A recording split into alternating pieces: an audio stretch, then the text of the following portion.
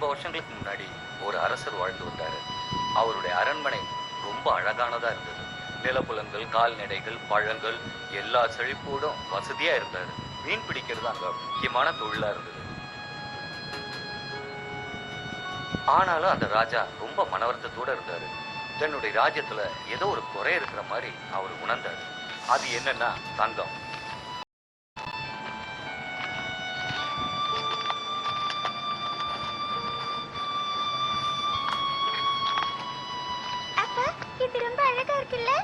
இது வெறும் ஆப்பிள் தானே இளவரசி. இது மட்டும் தங்கமா இருந்தா நல்லா இருந்திருக்கும். நம்ம மக்கள் சந்தோஷமா வாழ தங்கம் ரொம்ப முக்கியம்.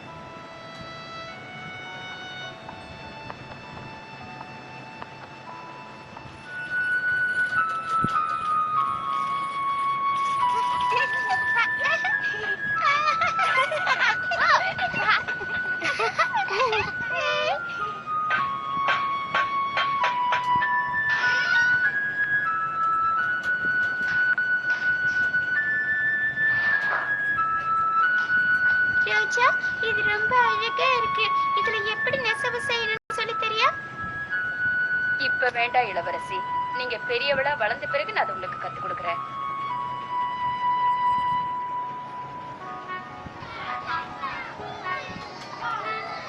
பசங்களா, வழி இன்னும் அதிகமாக போகுது. வீட்டுக்கு போங்க.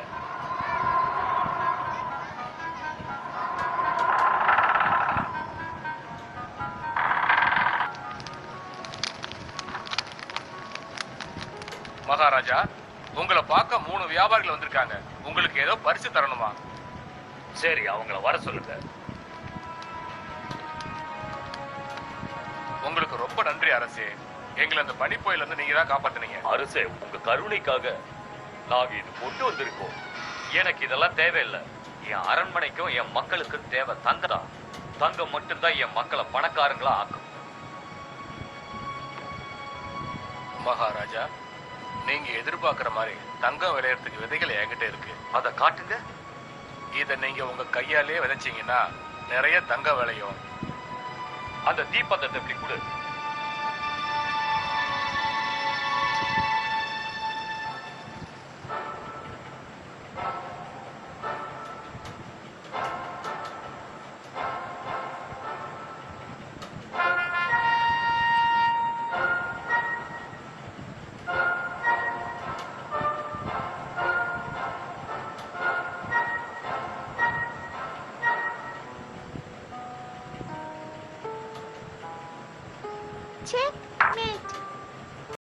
நீதான் ஜெயிச்ச. நீங்க சரியா விளையாடல, அதனாலதான் நான் ஜெயிக்கிறேன்.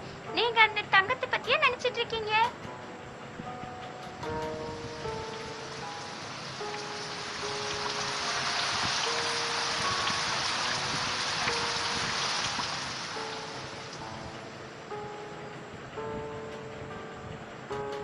அப்பா, அப்பா, இந்த செடி வளர்ந்துருச்சு. வளர்ந்துருச்சு, செடி வளர்ந்துருச்சு, செடி வளர்ந்துருச்சு.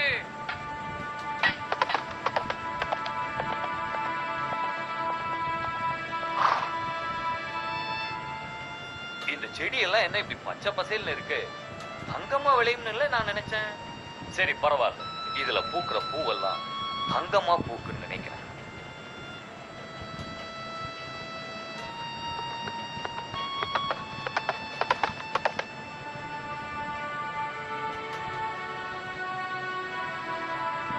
பாத்தியா ரோசா, எவ்வளவு அழகா இருக்கு.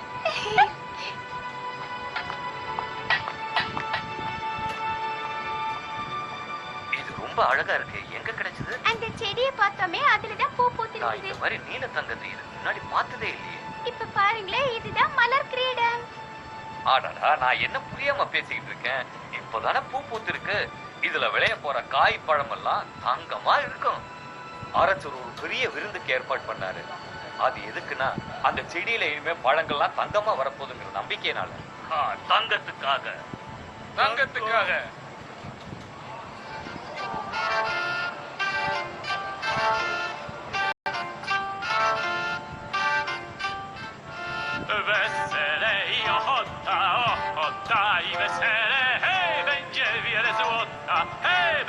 Złota wiele, hej, byle do rana, noc ko pozłacana, hej, da, da, da, da, da, ludzko nie przespana.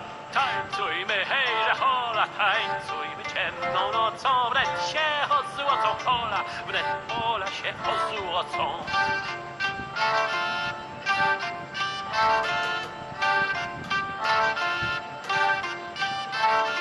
Szczęście ci zapisano, nasz dobry królu panie, pojedziesz jutro rano, złoto ci się dostanie.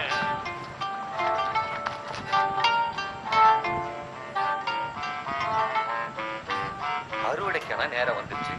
ஆனா இப்போ அந்த பழங்கள் தங்கமா இல்ல, பழுப்பு நிறத்துல இருந்தது.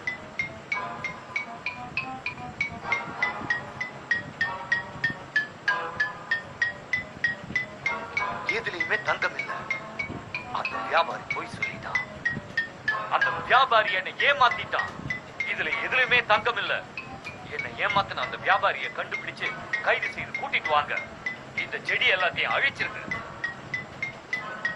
அந்த அரசர் ரொம்ப மனவேதனையோட இருந்தாரு. அந்த வியாபாரி கொடுத்த விதைகள் எல்லாம் பழுப்பு நிறத்துல விளைஞ்சதால அந்த பழுப்பு நிறத்தை பாக்குறதுக்கே அரசர் ஆசைப்படல. அதனால அவர் எல்லாத்தையும் ஏரியில போட சொன்னார்.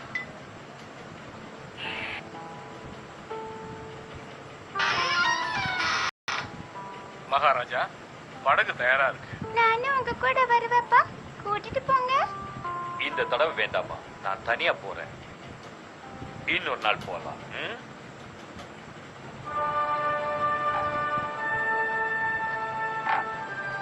ஒரு பை நிறைய என்கிட்ட சிறந்த விதைகள் இருக்கு. நீங்க அதை விதைச்சீங்கன்னா உங்களுக்கு நிறைய தங்கம் கிடைக்கும். நிச்சயமா தங்கம் கிடைக்கும்.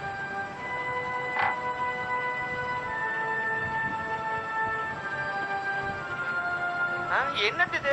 நம்ம அரசர் அழிக்க சொன்னாரே, அந்த செடிகள் தான் இதெல்லாம். அது எடுத்து எங்கேயாவது தூக்கி எறிங்க.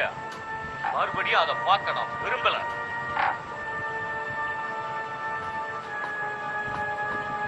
அதை தூக்கி அங்க போடுங்க. தன்னை ஏமாத்தின அந்த வியாபாரியை கைது செய்ய தன்னோட காவலர்களை நாலா பக்கம் அனுப்பி வச்சாரு ராஜா.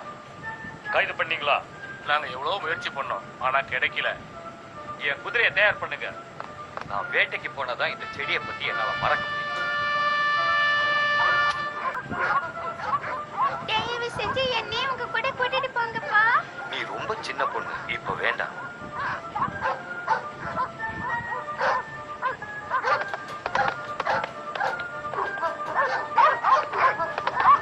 வேட்டைக்கு தேவையான அந்த நாய்கள் இப்படி பண்ணுது.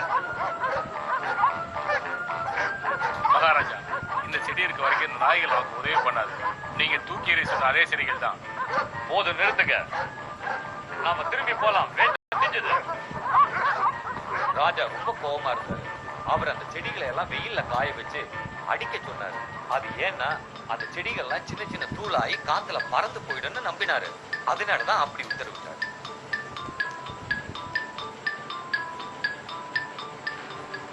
மகாராஜா, உங்களை பார்க்க தூதுவர் வந்திருக்காரு. உள்ள வர சொல்லுங்க. மகாராஜா, எங்க ராஜா கிட்ட இருந்து உங்களுக்கு அழைப்புதல் கொண்டு வந்திருக்கோம். எங்க நாட்டில் நடக்கிற விருந்துக்கு உங்களை கலந்துக்க சொல்லி வேண்டுகோள் விடுத்திருக்காரு. ரொம்ப நன்றி, சந்தோஷம். உங்க அழைப்பை நாங்க ஏத்துக்கிறோம்.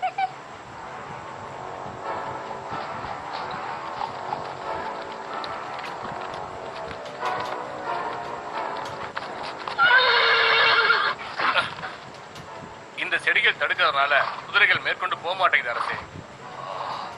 எங்க போனாலும் இந்த செடி என்ன ரொம்ப தொல்லை பண்ணுது.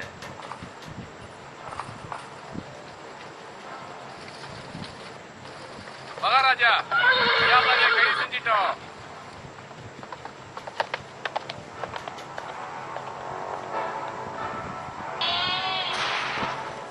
கடைசியில உன்னை நாங்க எப்படியோ புடிச்சிட்டோம். மகாராஜா, நான் பாட்டுக்கு வழிபோக்கன் மாதிரி போய்கிட்டே இருந்தேன். உங்க காவலாளிகள் என்னை பிடிச்சி இங்க கொண்டு வந்துட்டாங்க. ஏன் பிடிச்சாங்கன்னு எனக்கு தெரியல. நீ என்னை ஏமாத்தி முட்டாளாக்கிட்ட. நீ அந்த செடியில இருந்து தங்க வரணும்ல சொன்ன.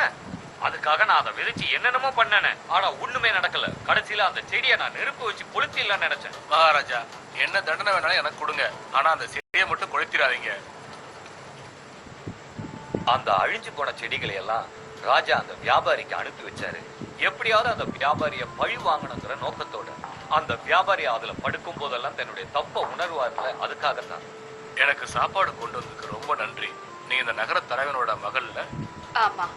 இந்த நகரத்திலேயே நூல் நூல்கிறதுல நீ ரொம்ப கெட்டிக்காரன்னு நான் கேள்விப்பட்டேன். உண்மையாது? எனக்காக நீ இந்த உதவி செய்ய முடியுமா? அந்த வயசான வியாபாரி ரோஜா கிட்ட அதையெல்லாம் நூலா மாத்த சொல்லி சொன்னாரு. அவளும் அதே போல செஞ்சான்.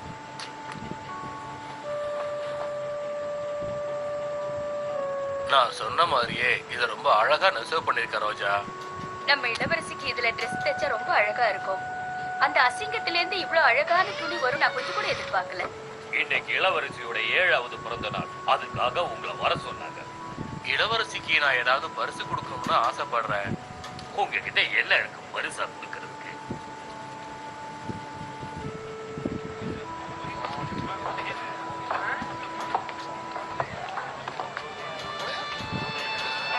அப்பா, அவர் என்ன சொல்றாருன்னு கேட்போம். இத பாருங்க மகாராஜா, என் கையில தங்கம் இருக்கு. நான் கொடுத்த விதையில இருந்து வந்ததுதான் இந்த தங்கம். அந்த விதையில இருந்து உருவான தங்கத்தை பாத்தீங்களா அரசே? இது ரொம்ப அழகா இருக்கு. இதுல எனக்கு ட்ரெஸ் தைக்கணும்னு ரொம்ப ஆசையா இருக்கு. தெரிஞ்சோ தெரியாமலோ அந்த அரசர் எல்லாம் சரியாதான் செஞ்சிருக்காருன்னு அந்த வியாபாரி அரசரிடம் சொன்னாரு. அந்த செடியை ஏரியில போட்டதுனால அது வெண்ணெய் ஆயிடுச்சு. வெயில்ல போட்டு அடிச்சதுனால அதுல இருந்து ஈரம் போயிடுச்சு. சிறைசாலைக்கு அந்த செடியை அனுப்புறதுனால இருட்டும் கிடைச்சிருச்சு. சரியான பதமா இருந்ததுனாலதான் அது ரோஜா கிட்ட சொல்லி நூலா உருவாக்க சொன்னாரு. ரோஜா நெசவு செஞ்சு அதை ஒரு அழகான துணியா மாத்திட்டான். இதை எப்படி செய்யணுங்கிற ரகசியம் மட்டும் எனக்கு தெரிஞ்சிச்சுன்னா நான் பெரிய பணக்காரன் ஆயிடுவேனே. இப்பதான் எனக்கு புரிஞ்சது நீங்க எனக்கு எவ்வளவு நல்லது பண்ணிருக்கீங்கன்னு. உங்க பரிசு தங்கத்தை விட மிக உயர்ந்தது. ஆமா, நீங்க என்கிட்ட கொடுத்தீங்களா, அது என்ன விதைகள்னு சொல்ல முடியுமா? நான் உங்களுக்கு பரிசா கொடுத்ததெல்லாம் பருத்தி விதைகள் அரசே. இப்போ ராஜா ரொம்ப சந்தோஷமா இருக்காரு. இப்போ அந்த ராஜா அந்த செடிகளை பயிரிட ஆரம்பிச்ச உடனே தன்னோட நாட்டு மக்களுக்கு அழகான துணிகளை பரிசா கொடுக்க ஆரம்பிச்சாரு. இப்ப